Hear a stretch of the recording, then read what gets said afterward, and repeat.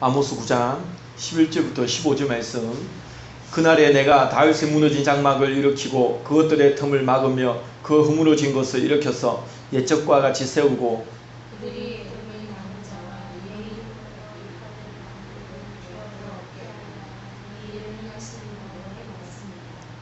여호와의 말씀이니라. 보라, 날이 이를지라. 그때에 파종하는 자가 곡식 추수한 자의 뒤를 이으며 포도를 밟는 자가 씨 뿌리는 자의 뒤를 이으며 산들은 단 포도주를 흘리며 작은 산들은 녹으리라. 내가 내 백성 이스라엘이 사로잡힌 것을 들으니 그들이 황폐한 성문을 건축하여 거주하며 포도원들을 갖고 묻은 포도주를 마시며 가소원에서 그들의 열매를 먹으리라. 내가 그들의 땅에 심으리니 그들이 내가 준 땅에서 다시 뽑히지 아니하리라. 내 하나님 여호와의 말씀이니라. 아멘. 기도하겠습니다.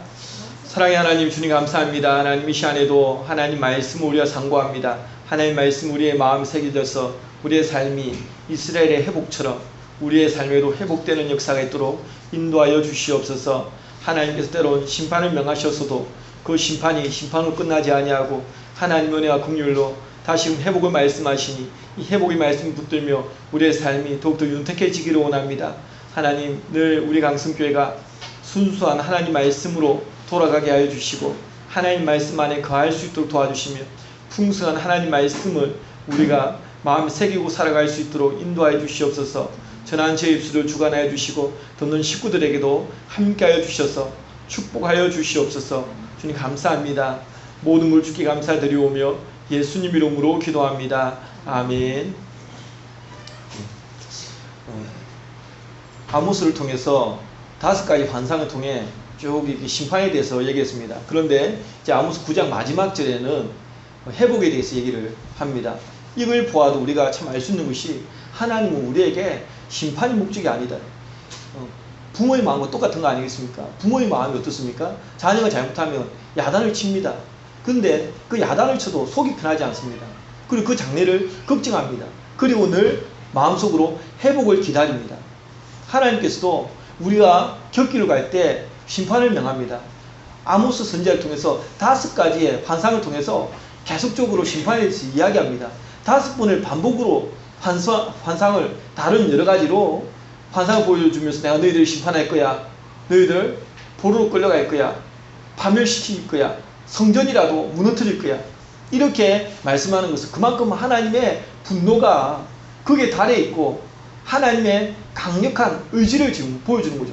그런데 이 아모스 9장 이 마지막 11절부터 이제 15절, 9장 11절 15절 이 말씀에는 또다시 이스라엘의 회복을 말합니다.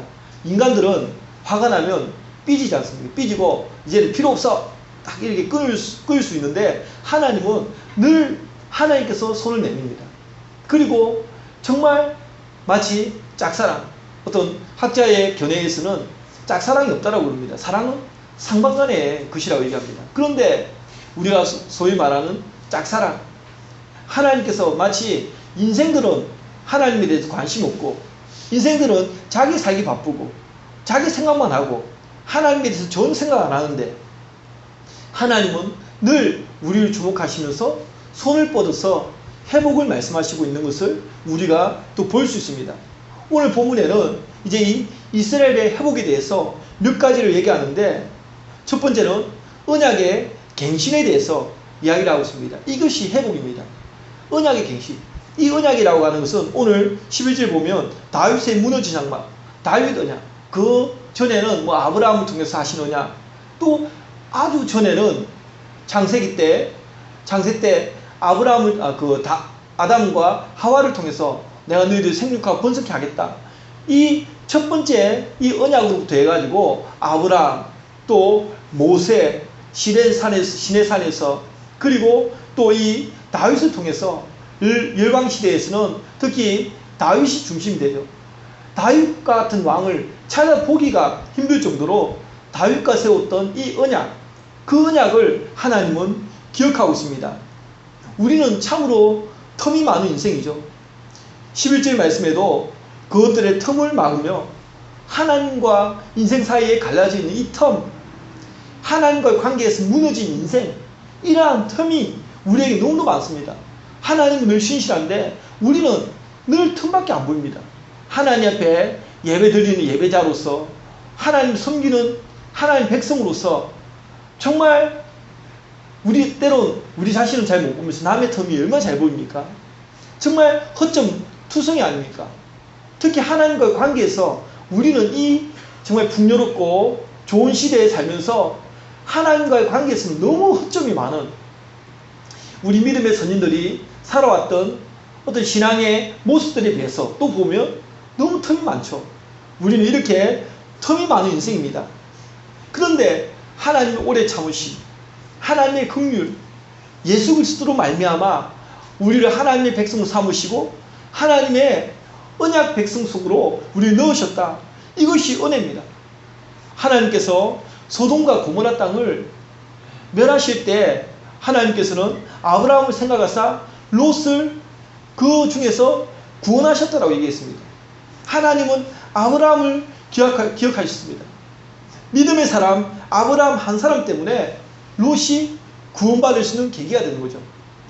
그리고 오늘 본문에서는 다윗 한 사람 때문에 늘 범죄한 이스라엘 그 백성들을 다시금 살리는 그런 역사를 봅니다. 그래서 이 다윗의 무너진 장막을 내가 일으키겠다. 누가 무너뜨렸는가? 다윗 이후에 나오는 모든 왕들이 무너뜨린 거죠.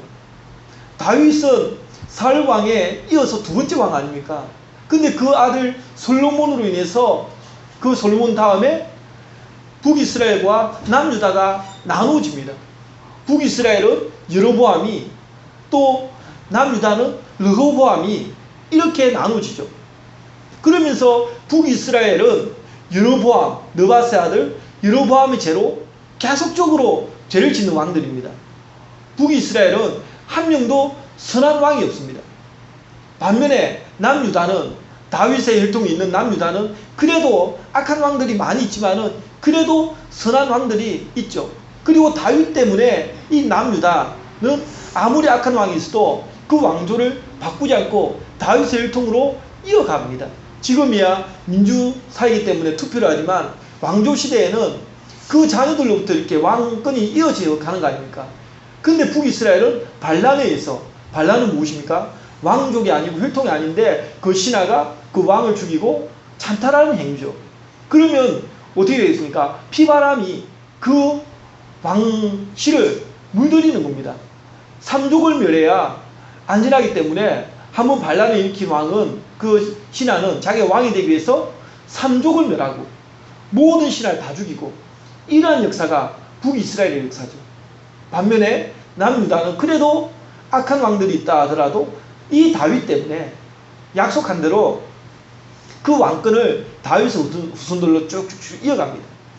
그런데 이 다윗의 이 무너진 장막, 다윗이 세웠던 이 하나님 나라의 아름다운 공동체의 모습을 여러 왕들이 무너뜨렸다는 겁니다.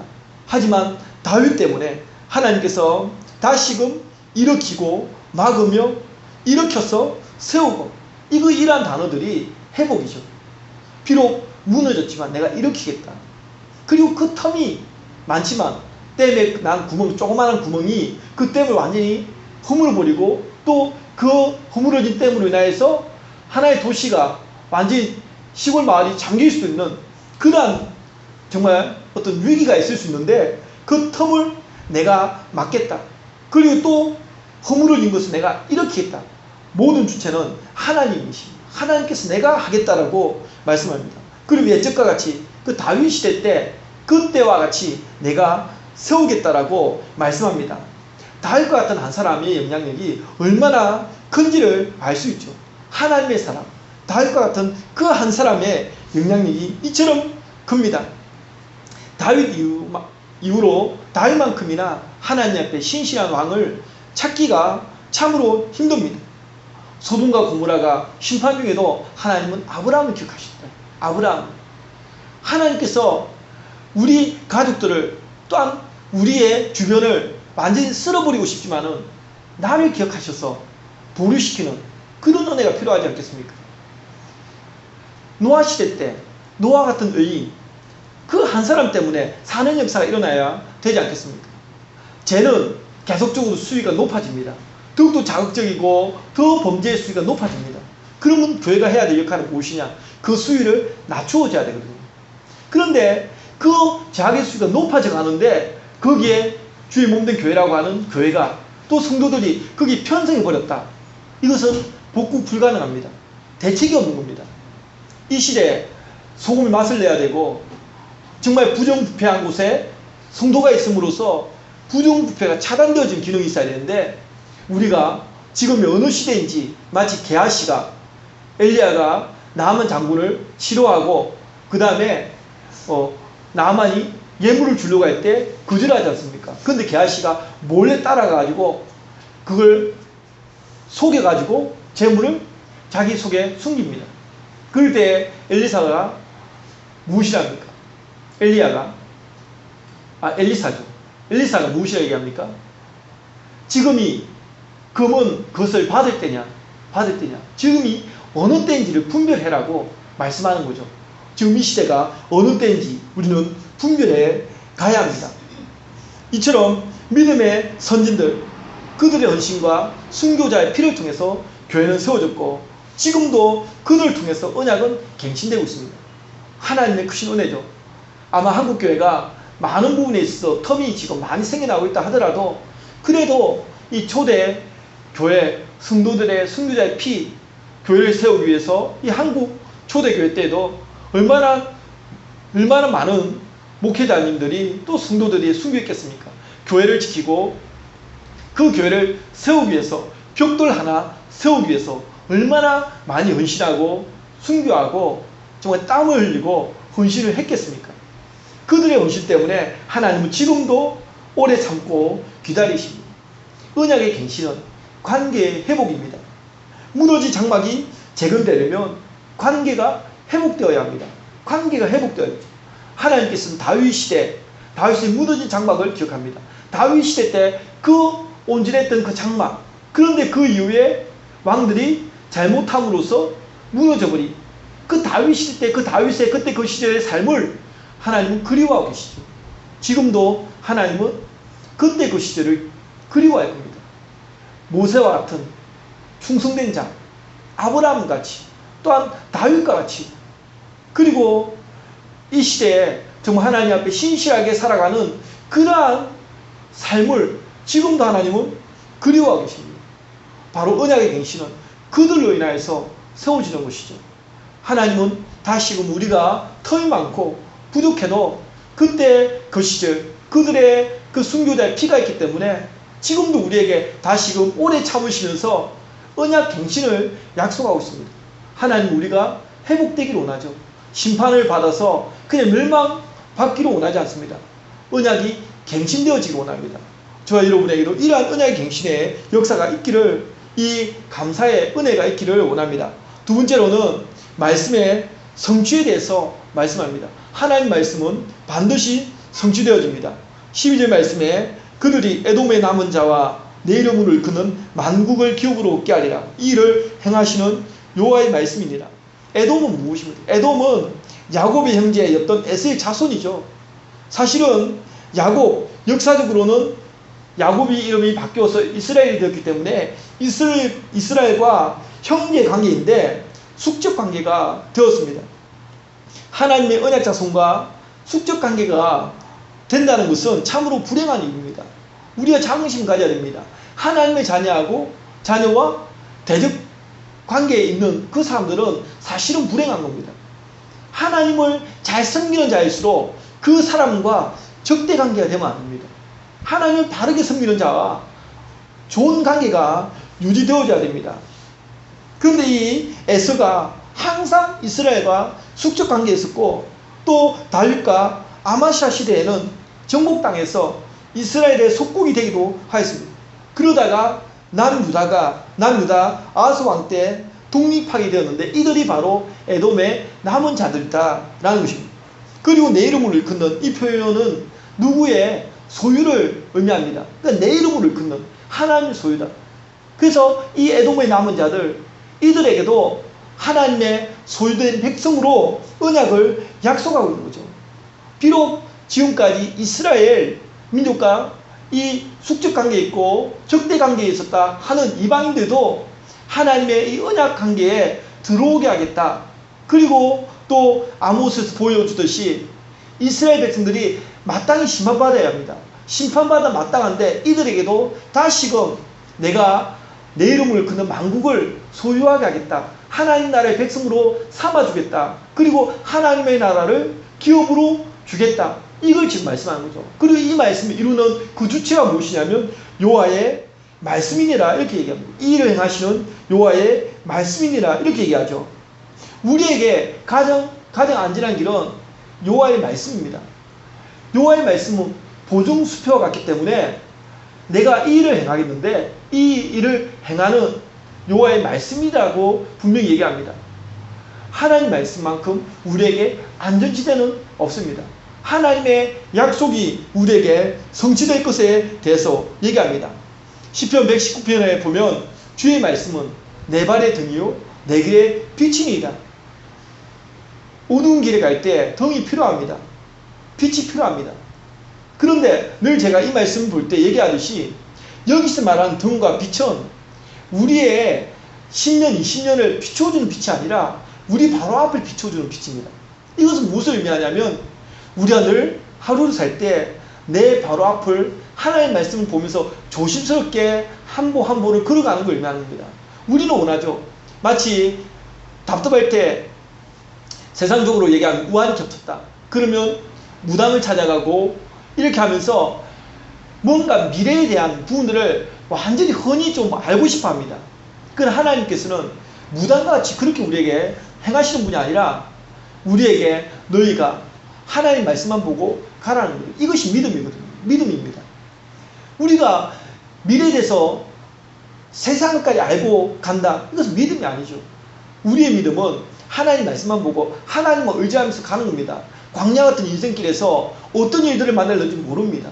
그럴 때 우리는 무엇을 봐야 됩니까? 하나님을 믿고 가야 됩니다.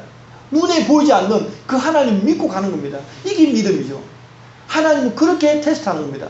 하나님께서 아브라함이 이삭을 바치라고 할 때 얘기해 주지 않았습니다. 너 그냥 바치라고 했습니다. 걱정만 내가 나중에 살려줄게. 이렇게 말하지 않습니다. 하나님께서 그냥 명령하는 걸 그것을 과연 하나님의 백성들이 자녀들이 그대로 가는가? 하나님을 신뢰하고 가는가? 무리 없는 가운데에서도 불평 안 하고 하나님을 믿고 나아가는가? 어려운 일을 만났을 때 장벽을 만났을 때 그냥 하나님 말씀 믿고 가는가? 이걸 보기를 원합니다. 하나님 말씀은 내 발의 등입니다. 우리가 재산이 많으면 그 재산이 우리에게 등입니까? 우리에게 직위가 있고 직분이 있고 어떤 권력이 있으면 명예가 있으면 그것이 우리의 등입니까? 빛입니까? 아니다라는 겁니다.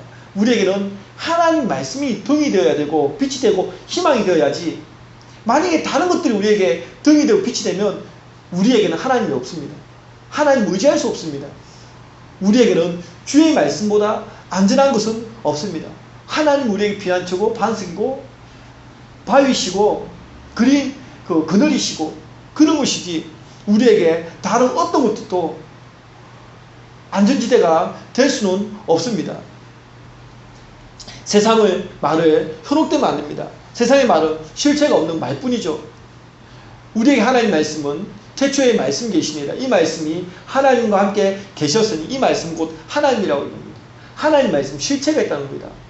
세상 사람들이 아무리 협박을 해도 성전을 재건할 때 에스라스를 우리가 보면 성전을 재건할 때 또 느헤미야를 보면 성벽을 재건할 때 많은 방해자들이 있습니다. 그들이 협박합니다. 자기들이 섬기는 왕의 이름으로 협박합니다.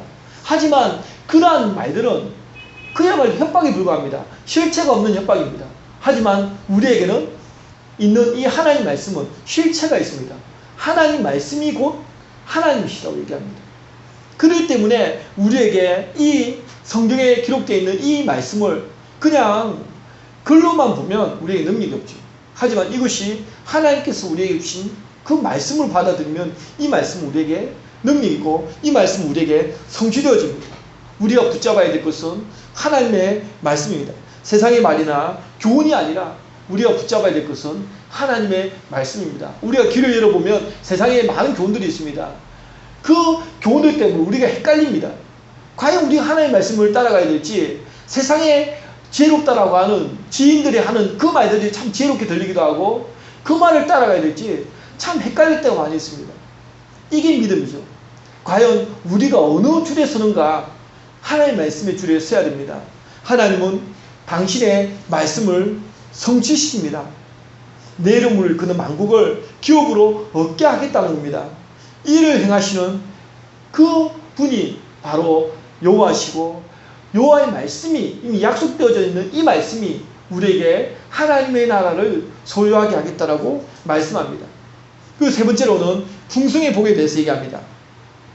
13절에 보면 여호와의 말씀이니라. 보라, 날이 이를지라. 그때에 파종하는 자가 곡식 추수하는 자의 뒤를 이으며 포도를 밟는 자가 씨 뿌리는 자의 뒤를 이으며 산들은 단 포도주를 흘리며 작은 산들을 녹으리라.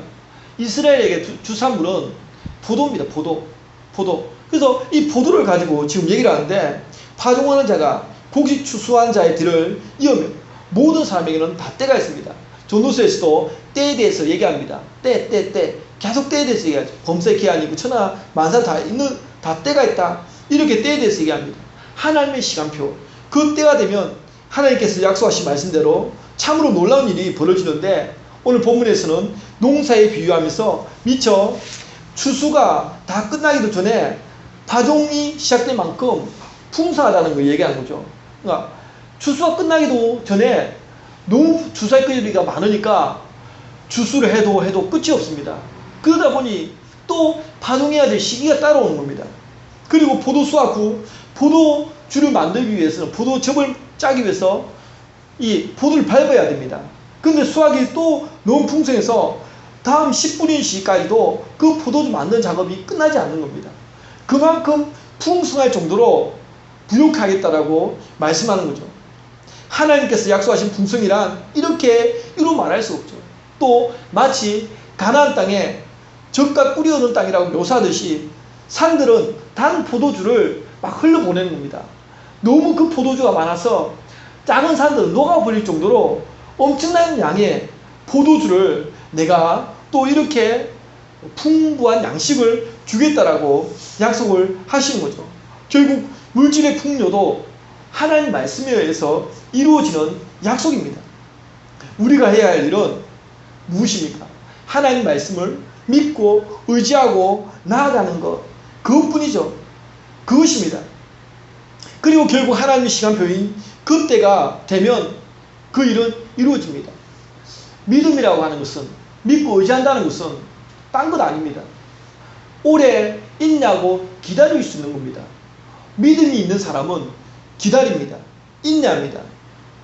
어떠한 환경에서도 기다릴 수가 있습니다. 이사야 20장 3절에 보면 주께서 심지가 견고한 자를 평강하도록 지키시리니 이는 그가 주를 신뢰함이니라. 그러니까 심지가 견고해야 되는 거예요. 이게 믿음입니다. 그 심지가 견고한 사람은 어떠한 환경이 와도 평안하죠. 평온을 느끼는 겁니다. 그래서 주께서 심지가 견고한 자를 평강하도록 내가 지키겠다. 우리의 눈앞에는 여러 가지 바람이 불 수가 있습니다. 환란이 올 수도 있지만 그러나 심지가 견고한 자, 이 믿음 있는 사람은 그 모든 것들을 이겨냅니다. 하나님께서 나의 공동체가 되신다는 사실을 우리가 인정하고 나아가는 거죠. 그리고 풍성의 복도 하나님 말씀에 의해서 이루어진다는 그 사실을 믿고 나아가는 겁니다. 그리고 14절에는 내가 내 백성 이스라엘이 사로잡힌 것을 돌이키리니 그들이 황폐한 성읍을 건축하여 거주하며 포도원들을 가꾸고 그 포도주를 마시며 가온들을 만들고 그 열매를 먹으리라. 이스라엘이 포로를 끌려갔다가 귀환에 대한 예언입니다. 더 나아가서는 메시아 왕국의 도래에 대해서 이야기를 하는 거죠.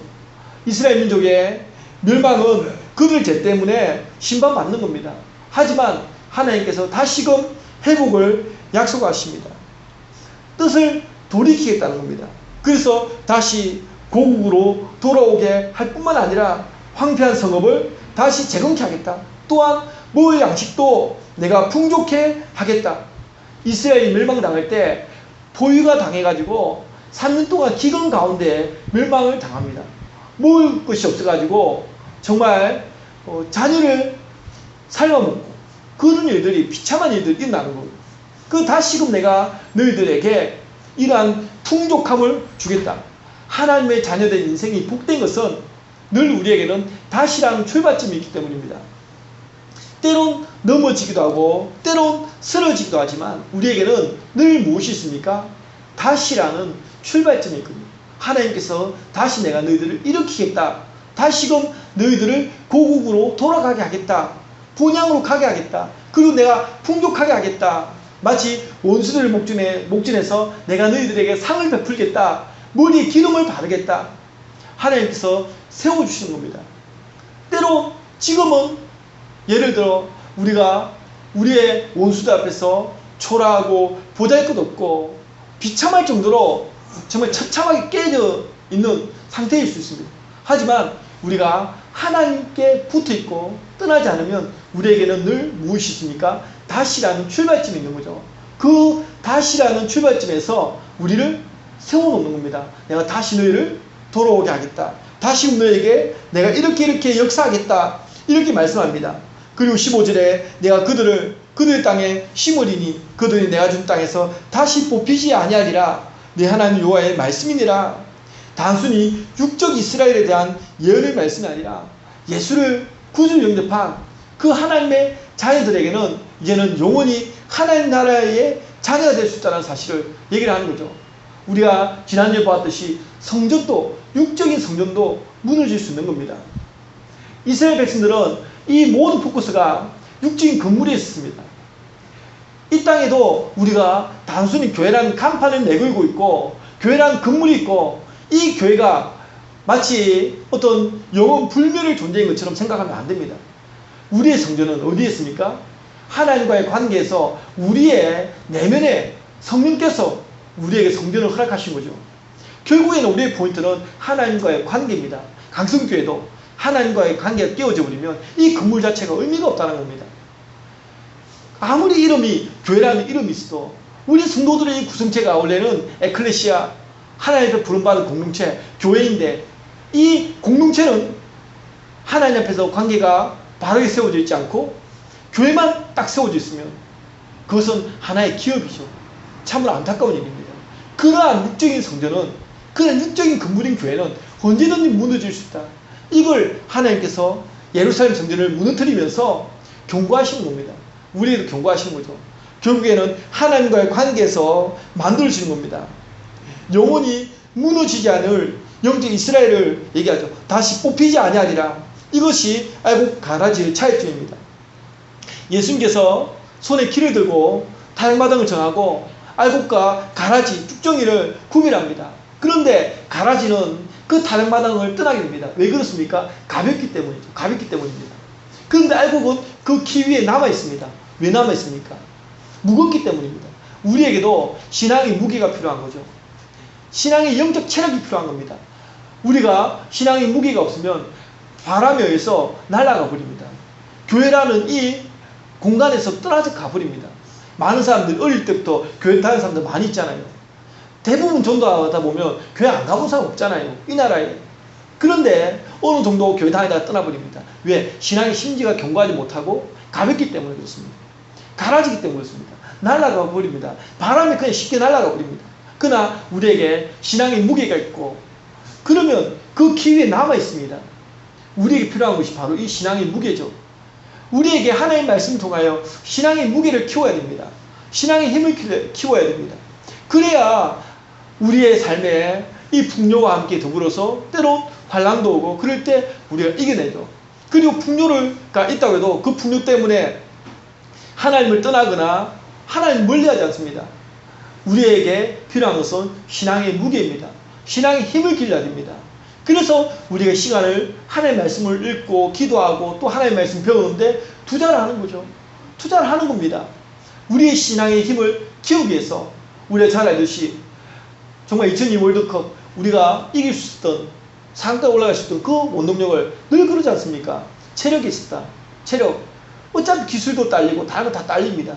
그렇기 때문에 남이 한 발자국 뛸 때 두 발자국, 세 발자국 뛸 수 있는 힘이 있어야 된다라고 생각했던 거죠. 그래서 우리에게도 이 시대에 이겨낼 수 있는 것은 신앙의 힘입니다. 세상에서 우리가 이겨낼 수 있는 것은 이 신앙의 힘을 길러야 됩니다. 우리의 삶이 회복이 필요하죠. 우리가 교회를 통해서 우리의 삶에 회복이 필요합니다. 가정이 무너지고 또 교회가 무너지고 또 개인의 어떤 삶이 무너지고 이런 가운데 우리는 붙잡고 그 앞에 서야 될 것이 하나님 앞에서 우리는 서야 됩니다. 그리고 하나님 말씀을 붙잡아야 됩니다. 그러면 하나님께서 우리의 삶에 내가 지금까지 알지 못했던 그 회복을 주십니다. 우리는 지금 우리의 삶에 어떤 틈이 발견이 안 될 수 있습니다. 신앙의 눈으로 보면서 우리의 틈이 발견되어져야 됩니다. 우리 안에 조그마한 이 구멍이라도 이 큰 조그마한 구멍이 커져버리기 때문에 하나님 관계에 조그마한 구멍이 있다면 또 막힌 그런 관계가 그런 것이 있다면 그것을 막힌 담은 허물어야 되고 텀이 난 구멍은 메꿔줘야 됩니다.